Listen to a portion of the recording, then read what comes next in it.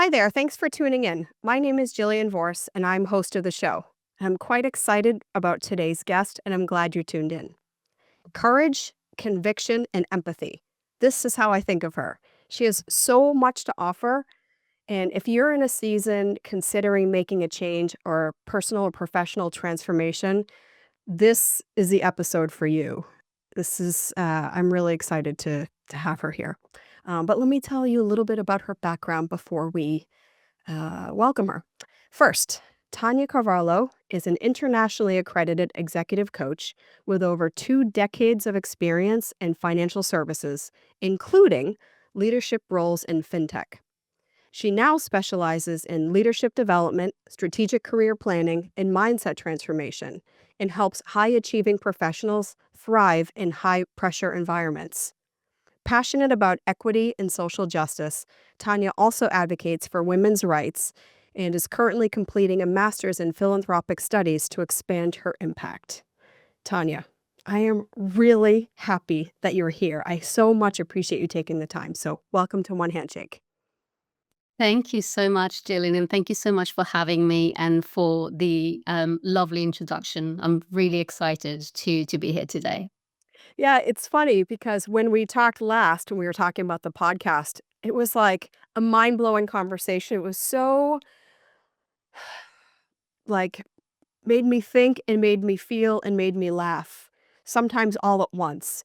And I remember, and I think I said to you, like, dang, I should have been recording because this is like gold. Like this is so great to be able to, yeah, the way that you kind of understand and articulate your journey and how you've been able to pivot that and package that in a way that is directly impactful to other people. So kind of inspiring to me. So I'm really happy that you're here. And I don't know that it's as much about recreating it as just having a conversation because it's who you are. So I really appreciate you being here.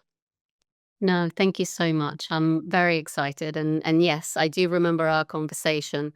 It was a long time coming since the previous time that we had Yes, this. yes, sure. Sure. So let's jump right into it then. Yeah, it's like there's so many directions to go, but let's just start where we start. How about that? So you had a very successful career in financial services, right? So what was the moment or what was that process like that told you it was time for a change? Like how did you know that or kind of what was that? Yeah, what was that process like? Yeah, I think it wasn't just like a switch one day. I think it actually happened over time. Mhm. Um, I I had a successful career, at least by my definition. Mhm. I enjoyed it for a very very long time, um, but it got to a point where it just felt like something was missing. It just felt Mm, like something wasn't quite right, that I couldn't really put my finger on it. You know that feeling where you just get, I guess it's just a feeling, mhm, or some sort of vibe that you think everything is great. Um, I have everything seems perfect on paper. I have the career, I have the money, I have the recognition, I have the house. Why am I not happy? mhm, Feel like something is missing. mhm, And and the more I spoke about this to, my inner circle, everyone thought I was crazy, obviously. yeah, Thinking you sure, have all these things, you got to a point where you could actually choose how you want to work, who you want to work with. Why would you want to step away from it? mhm, Um, and yeah, so it took me a while to actually make the decision. mhm, Uh, and when I made the decision, it wasn't actually planned mhm, enough. I started a process of thinking, okay, if I don't want to do this, then what do I want to do? mm, And I didn't have an answer for that. And that was the most frustrating thing, mm, was having the answer. to, okay, I really don't want to be here, but I don't know where I want to be. Mhm. Um, and for me, that was the process that started the whole shift. And as I started that process, um, pretty much one day, I woke up and I thought, I can't go through this and still do what I do every single day. Like, I don't have the mental capacity to do both. Like, I need a break. I need to stop and actually catch my breath and really explore this. Hmm. So there was a bit of time then that you were in your previous career and beginning to think like, okay, there has to be something else. There has to be something else. But you were trying to figure out what it was while still doing all of your professional commitments and whatnot. And then eventually realized you needed to let that go. Is this what you're saying? Kind of let that go to Sure. create the space for something new. And that's when you were saying that you didn't know what it was going to be. So therefore, Yeah. you then left your job without having the next thing clear. Is that correct?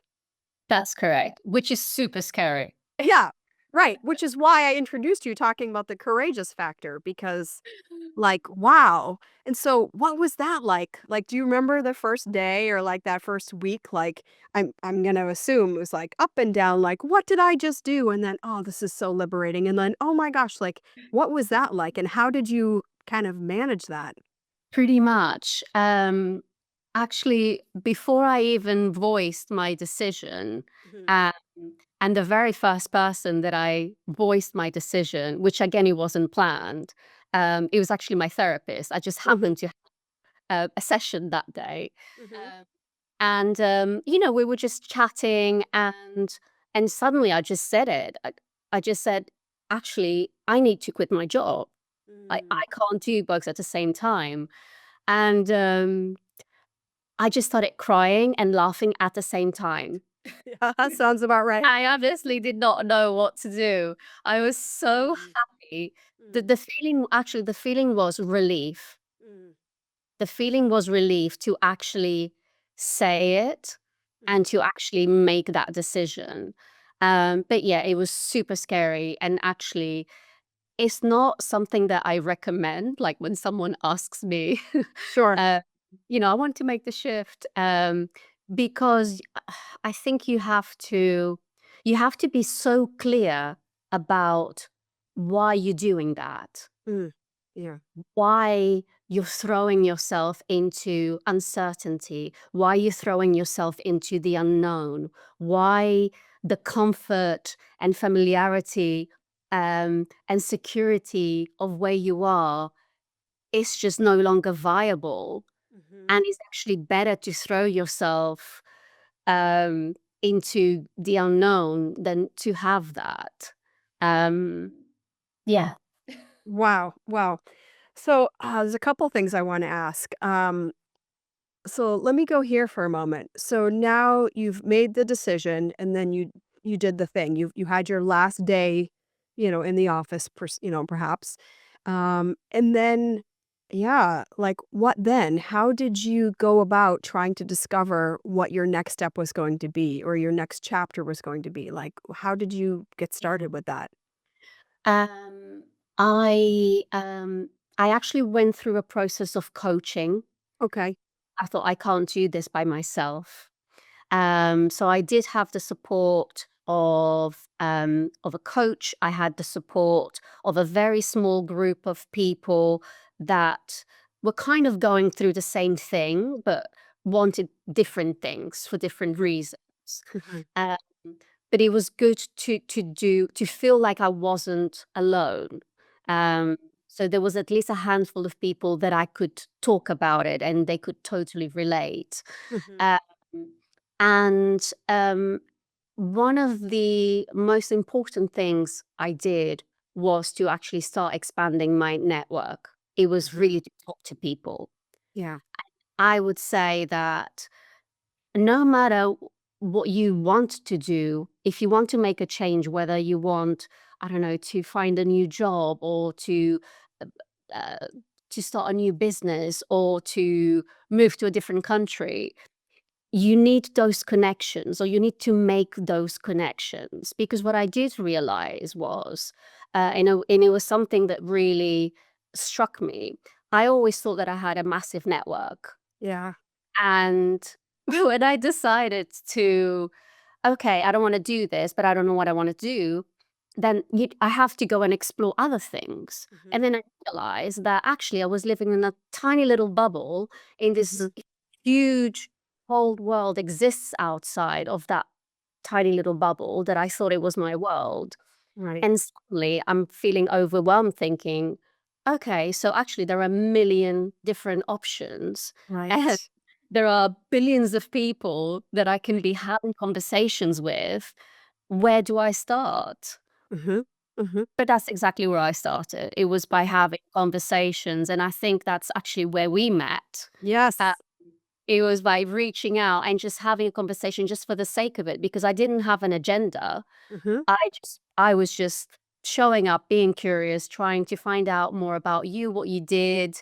Um, and you start having these conversations and you realize that people have gone through similar, or they are doing behind their role and their little bio. There's Mhm. this person with this life that you could never imagine that I know. going on. Imagine that. There's a person behind the LinkedIn profile. Not always. In fact, many times not a person. It's a bot. Not Now, nowadays. People be yeah, yeah, for sure. But yeah, so yeah, gosh, so many things. So first of all, what you just articulated is one of the major themes and kind of motivations for me and how I think about One Handshake and the opportunity that it can extend for other people because I have over, 25 plus years in business in just building relationships and networking and whatnot, have seen that most people do have kind of homogenous networks.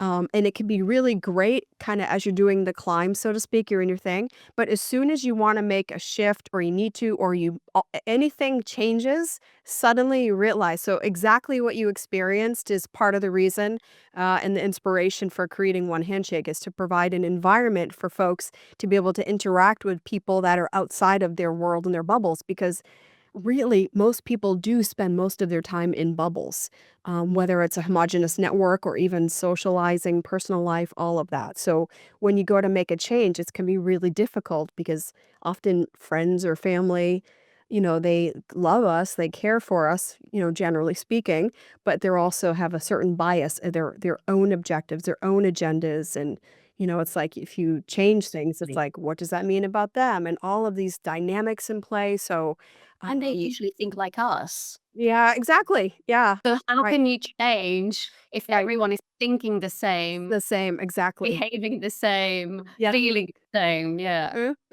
So interesting. And I was going to ask and thinking back because we met almost 2 years ago. Yes. So I wanted to ask kind of where were you at? Like I don't remember. Yeah, I don't remember. You probably know better. Where were you in your journey? Because I remember that you didn't like have an agenda and we talked, and that's typically how I show up in a conversation anyway. But I Yes. remember we clicked and we had this great conversation. But where were you at in that journey? I was right at the beginning. I think I probably, at the time, I either had already left my career, or I was about to. But I remember us having that conversation. I remember being right at the beginning. Hmm. Did not, literally did not know what I wanted to do. Hmm. Um, Perhaps the first decision I made, um, was, about the masters that I'm doing right now. Mm.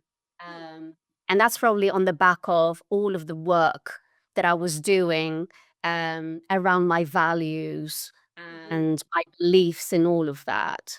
Hmm. Um, and I do remember very clearly that, justice and fairness and integrity came up right at the top. And by coincidence, I came across this master's, which I didn't even know it was a thing. Hmm. Uh, and I thought, wow, that sounds really interesting. Yeah, I'm going to do it.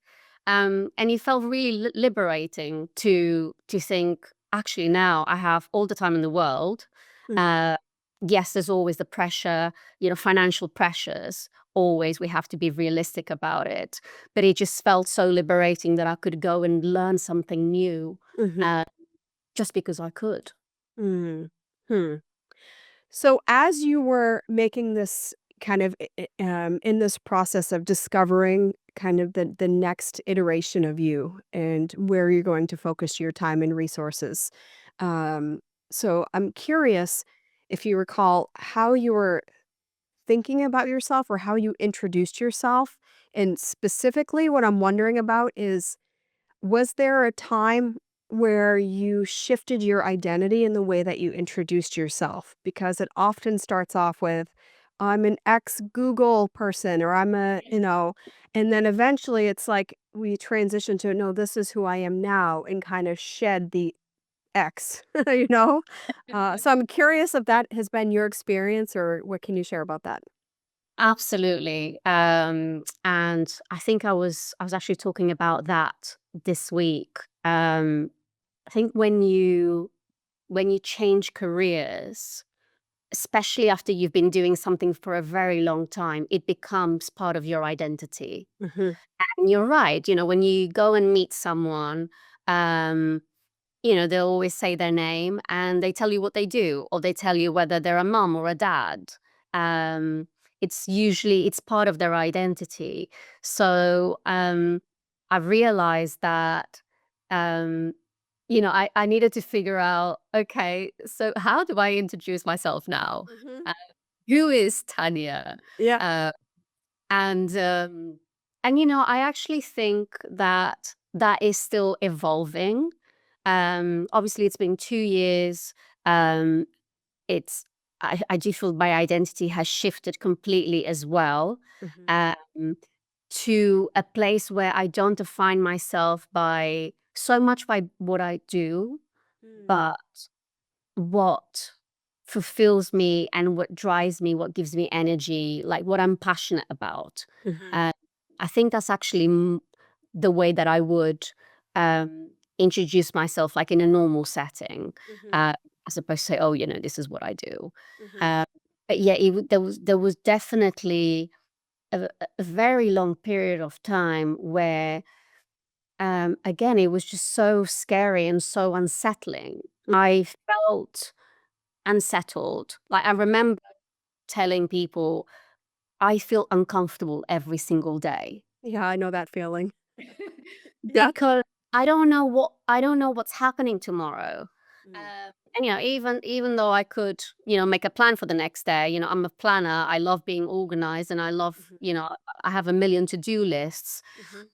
But if you're opening yourself to new opportunities and to new things and to new conversations, you actually don't know where it's going to take you.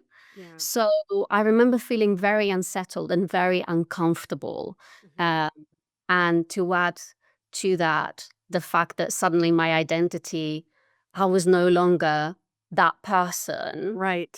Right. So who am I? Um, yeah, that was Hmm. big. Hmm.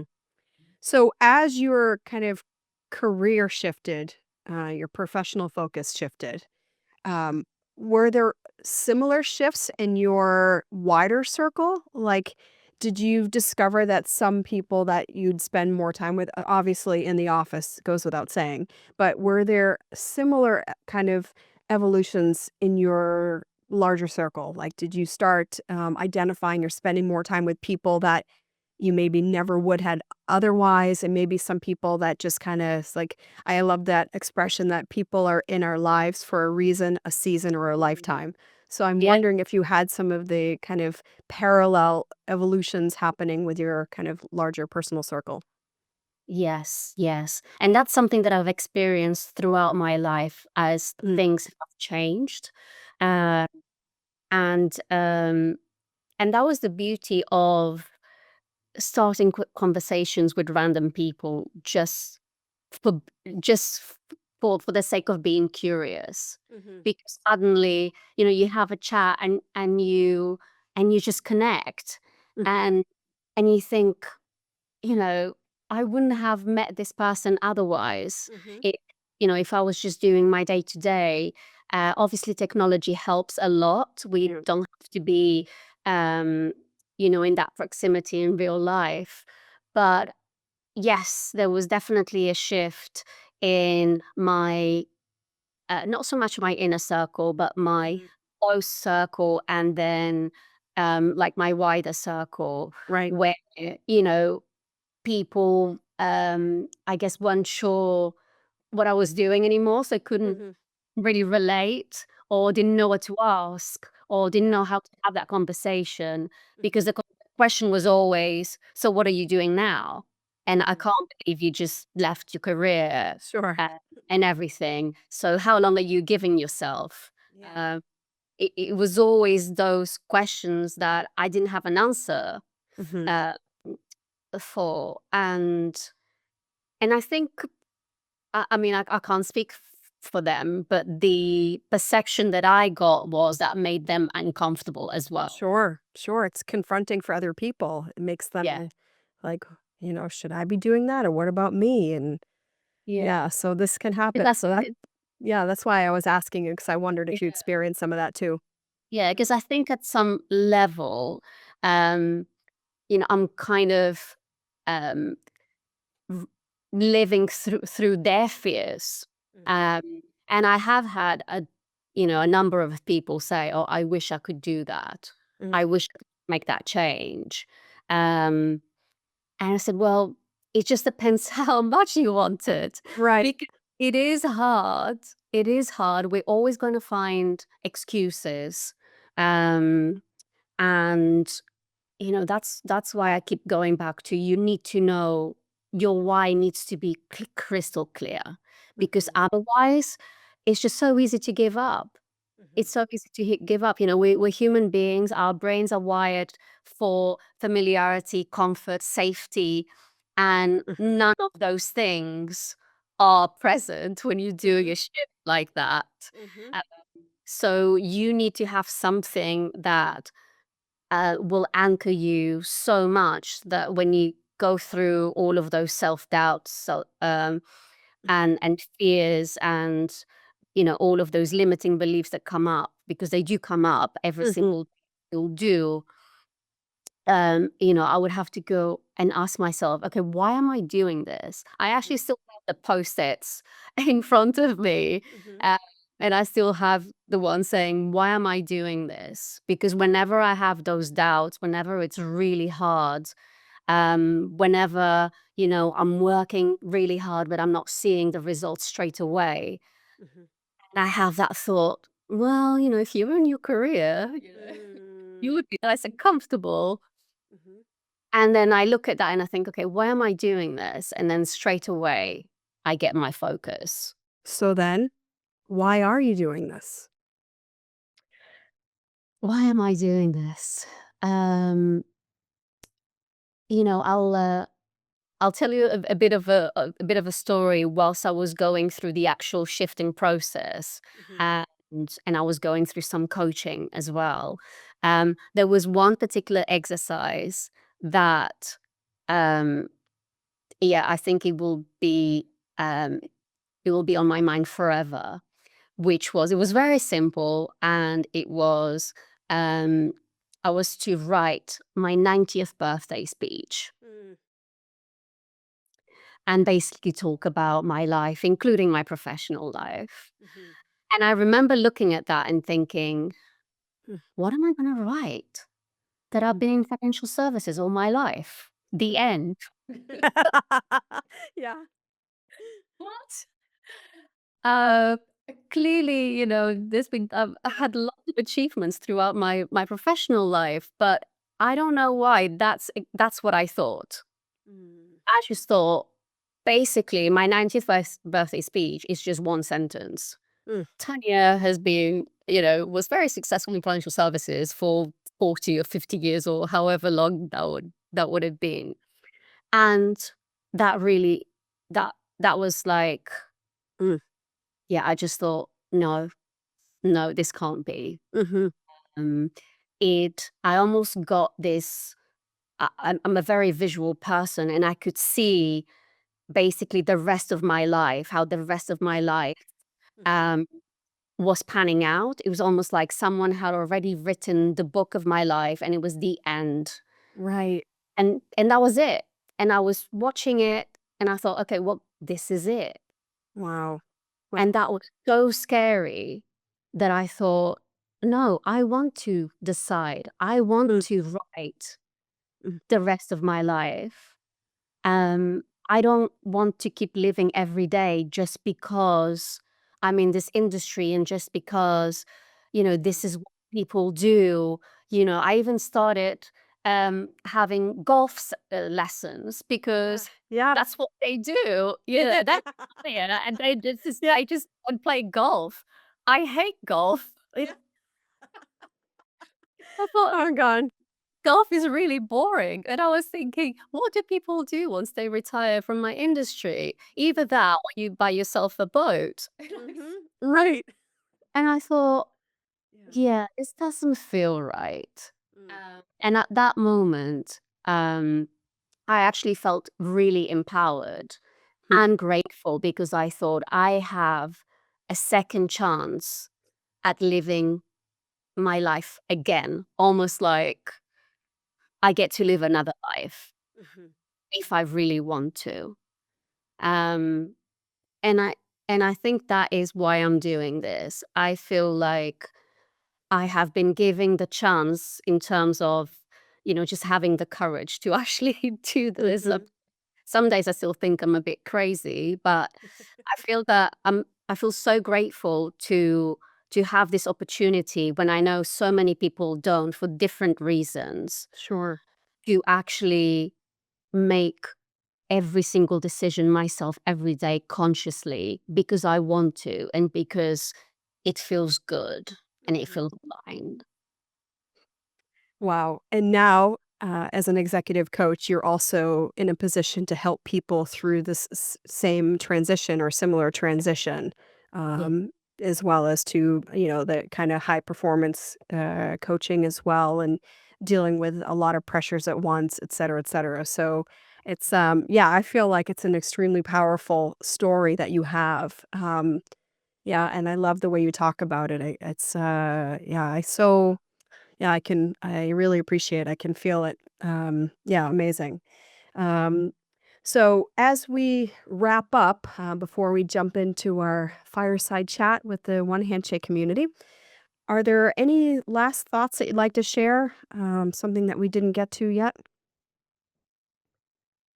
Um, I would say if you're listening to this podcast and there's tiny little voice inside of you thinking, could I be doing something else?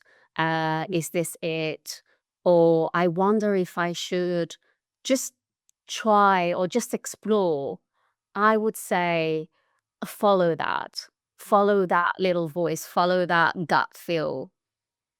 Mm. I think today, especially with technology, and to be fair, if it wasn't for technology, I probably wouldn't have been able to do what I'm Mm. doing right now. Mhm. Technology can definitely empower us and allow us to, you can launch a business in minutes, right? Right, right. Um, and I think if you have that little curiosity or that little voice or like that little nagging feeling that maybe you should be doing something else, Hmm, just explore it. hmm, Just, I would say, forget about the title, forget about the salary for a minute, mhm, and think about what is it that gives you energy. mhm, What mm, is it that, when you really think about it, you love doing? It could be, I don't know, spending time with horses or gardening, or it could be anything. Um, and whatever little time that you have, um, just try to explore a little bit more about it. Start having conversations with different people. There are so many apps, social media, so many ways now to start conversations with people that all it takes is to, to be human, to say, Yeah.